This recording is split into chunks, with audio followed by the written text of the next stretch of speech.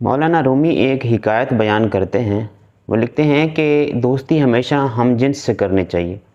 अगर जिन्स तब्दील हो के दोस्ती होगी ना तो हमेशा परेशानियों का सामना करना पड़ेगा और जान से हाथ धोने तक का नुकसान उठाना पड़ेगा।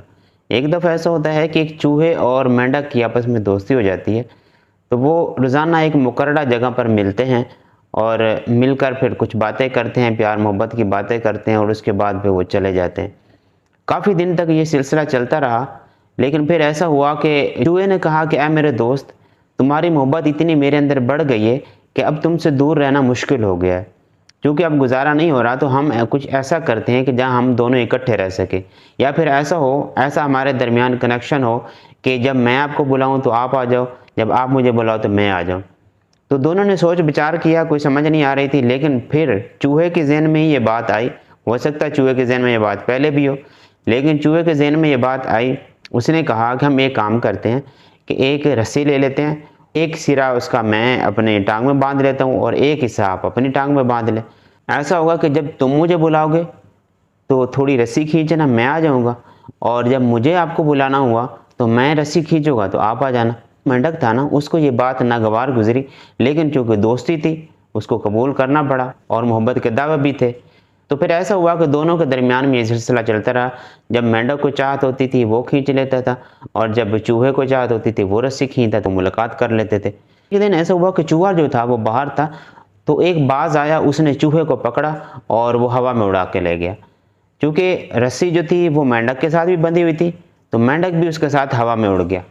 उस पूरे नज़ारे को लोगों ने बड़े अजीब तरीके से देखा कि ये कैसा मंजर है कि कौवा जो है वो मेंढक को उड़ा के लेके जा रहा है। हालांकि वो चूहे को नहीं देख रहे थे, क्योंकि असल वजह मेंढक के फंसने की जो थी ना, वो चूहा ही था।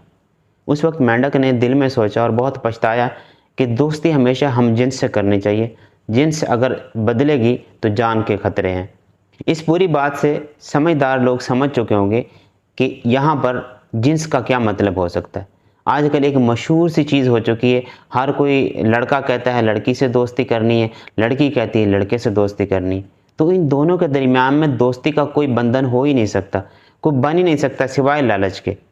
उस वक्त फिर मेंढक की तरह लड़की को आखिर में पता चलता है कि उसने बहुत बड़ी गलती कर दी। अब इसके अंदर भी सेम रिप्लेस कर दें मेंढक को लड़की के साथ और चूहे को लड़के के साथ। उनकी दोस्ती चूँकि पॉसिबल नहीं थी, कोई रिश्ता कोई नाता रखना पॉसिबल नहीं था और जायज़ भी नहीं था। उसके बाद जब जान देने की बारी आई तो दोनों ने जान दी, लेकिन सबसे ज़्यादा लोगों ने मेंढक को देखा। तो यहाँ मतलब लड़की भी हो सकता है कि सबसे ज़्यादा जो बेइज्जती होती है ना, इसमें लड़की की होती है।